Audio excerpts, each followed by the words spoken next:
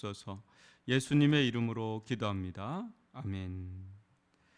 오늘 계속해서 소율이 문답 86번째 문답을 좀 살펴볼 텐데요.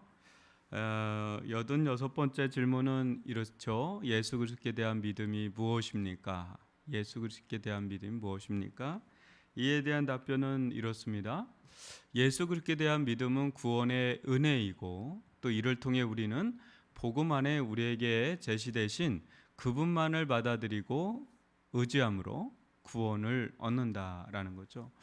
이 부분은 뭐 다 알고 있는 내용들이죠. 근데 이것을 좀 하나하나 좀 쪼개서 지금 보고 있는데 오늘은 복음 안에 제시된 것에 대해서 복음 안에서 우리에게 제시된 것이 무엇인지 그 부분을 좀 간략하게 살펴보도록 하겠습니다.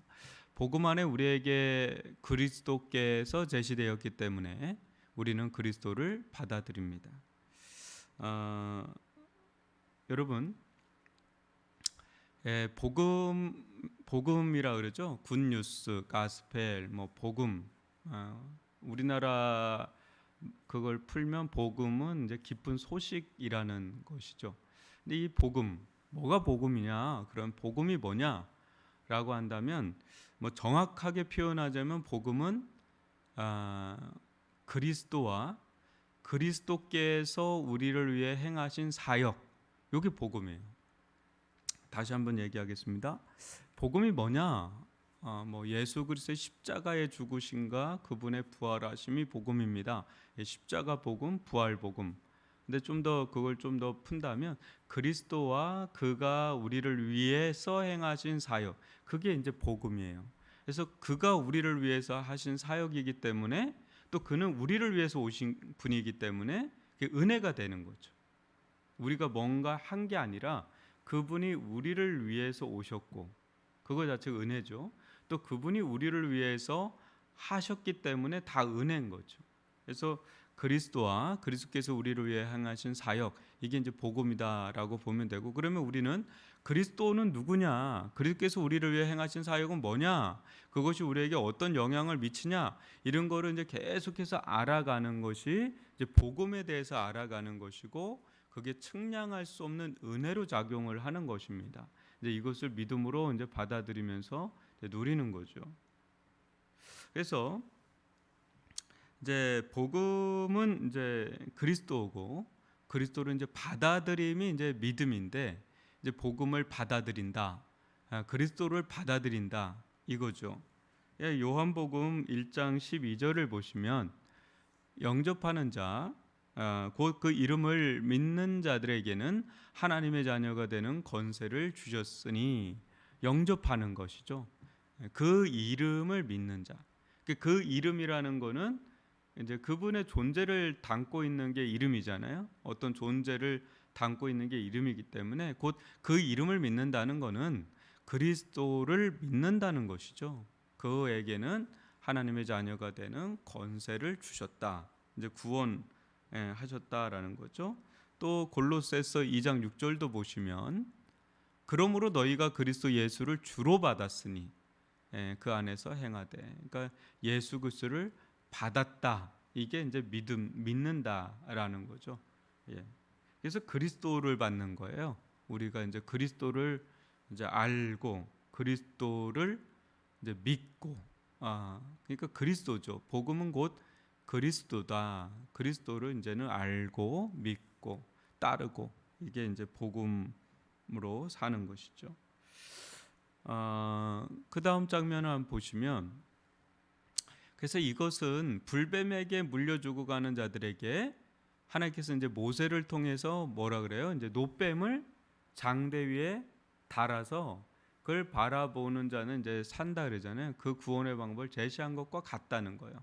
그래서 하나님이 정하시고 마련하신 이제 수단이 이전에 불뱀에 물린 자들에겐 장대의 놋뱀이라면 오늘날은 십자가 위에 예수 그리스도죠.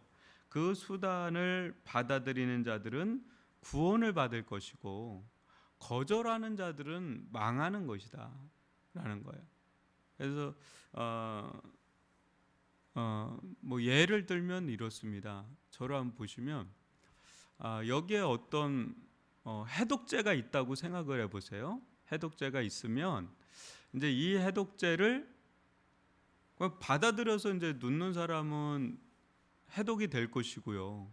그게 있는데도 그거를 안 넣으면 이제 독이 퍼져서 죽을 수 있다 그러면 여러분 길은 뭐밖에 없겠어요? 그거를 받아들여서 이제 눕는 거밖에는 살 길이 없죠, 그죠? 그러니까 이제 그걸 안 받아들이는 것 자체가 죽음이죠, 그죠? 그러니까 예수 그리스도께서 우리를 구원하실 이제 노뱀과 같은 분이죠. 이제 해독자와 같은 것인데 그분을 받아들이면 영생을 누리는 것이고 그분을 받아들이지 않는 것 자체가 그냥 그대로 원래 있던 대로 가는 거예요. 그러니까 이제 재해 바이러스에 재해독에 온 몸이 퍼져서 죽어가는데 그대로 가는 거죠. 근데 거기서 이제 예수 그리스도의 십자가의 해독제를 이제 받아들인 자는 거기서 건짐을 받는 거고 그걸 거절하는 자는 그거 자체가 멸망이라는 거예요. 믿지 않는 것 자체가 그래서 멸망이다라는 게 바로 그런 연유에서 나오는 거예요. 여러분 또 보시면 또 그 돌을 받아들이는 자에게는 모퉁이 돌이 되지만 거부하는 자에게는 거치는 돌이 되어서 넘어지게 한다. 그래서 베드로전서 2장 7절 8절 보면 그러므로 믿는 너희에게는 보배이나 믿지 아니하는 자에게는 건축자들이 버린 그 돌이 모퉁이의 머릿돌이 되고 또한 부딪히는 돌과 걸려 넘어지게 하는 바위가 되었다 하였느니라. 그들의 말씀을 순종하지 아니함으로 넘어지나니 이는 그들을 이렇게 정하신 것이니라. 그러니까 모퉁이 돌, 머릿돌 있죠. 모퉁이의 머릿돌 굉장히 좀 중요한 거잖아요. 그러니까 어떤 자에게는 예수님은 건축에 있어서 모퉁이는 지지를 하는데 가장 중요한 거거든요. 이제 그렇게 예수님이 작용하는 이들이 있고 어떤 이들은 부딪히는 돌, 바위, 그러니까 깨부수는 예수님 그렇게 작용하기도 하는 거예요. 어떻게 그게 나뉘어지냐면 그걸 받아들이는 자에게는 모퉁이의 머릿돌과 같은데 거부하는 자에게는 예수님은 심판의 바위돌이 돼버리는 심판의 주가 되시는 그런 분으로서 나타나기 때문에 여러분 이거는 이제 예수님을 받아들이지 않는다, 받아들인다는 뭐 해도 좋고 안 해도 좋고의 문제가 아니라 길이 없다는 거예요. 유일한 길이 되시면서 또 길이 없어요. 또 그분이 아니에요. 그냥 그 자체로 우리의 운명을 따라서 그냥 가버리게 되는 거니까 예수님을 받아들이는 것 이거는 복음 안에서 제시된 거는 절대적이다. 그래서 너무 절대적이다 보니까 이제 외적으로 보면 뭐라 그럴까요? 외적으로 보면 너무 외골수 같다는 생각이 들죠. 왜냐하면 너무한 거 아니야? 뭐 그런데 이게 절대적이잖아요. 진리라는 건 절대성이 있는 건데 뭐 해도 되고 안 해도 이게 상대적인 시대에 있다 보니까 왜 그것만 그러냐? 왜 그분만 믿어야 되냐?라고 하는데 그런 수가 없죠, 여러분. 뭐 모든 약이라고 다 해독제는 아니지 않겠어요, 그죠?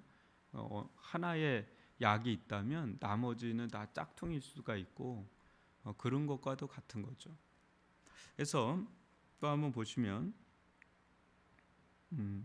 복음은 그리스도의 죽음과 부활 그리고 승천을 말하고 있는데 이는 그리스도의 필요성을 증거하는 것이고 또 복음을 온전히 깨닫게 되면 그리스도의 아름다움과 영광을 보게 됩니다. 그래서 그리스도를 받아들인다는 것은 그리스도의 의를 자신에게 적용하는 것이다. 복음은 좀 이런 내용을 담고 있어요. 예수 그리스도의 죽음, 부활, 승천. 그래서 복음을 이제 깨닫게 될 때 지난주에 설교 가운데 베드로전서에 나온 것처럼 그리스도의 아름다움과 영광을 보게 돼요. 믿음으로 보게 되는 거죠. 그럴 때 그리스도를 받아들이게 되고요. 그때 우리는 사랑하게 되고 또 즐거워하게 되고 기뻐하게 되는. 그래서 그리스도를 받아들인다는 것은 그리스도의 의를 자신에게 이제 적용하는. 그리스도의 의가 나의 의가 돼서 나는 여전히 죄 가운데 있고 하나님 앞에 행위 온전할 수 없는데 그리스도의 의가 나에게 정가라 그러거든요. 주어짐으로 그게 이제 내 의가 돼서 하나님께 합당한 자로 여김을 받는 거죠. 그래서 이게 그 은혜죠. 거저 주시는 은혜죠. 그 은혜로 이제 구원을 받는다라는 것입니다. 이 복음이 제시하는 것, 그것은 그리스도고 그리스도께서 우리를 위해서 행하신 그 사역, 그것들을 우리가 조목조목 지켜보면 우리에게는 어마어마한 은혜로 다 주어진 것이다라는 걸 여러분들 믿고 그 은혜를 누릴 수 있기를 바랍니다. 오늘 간단하게 소일이 문답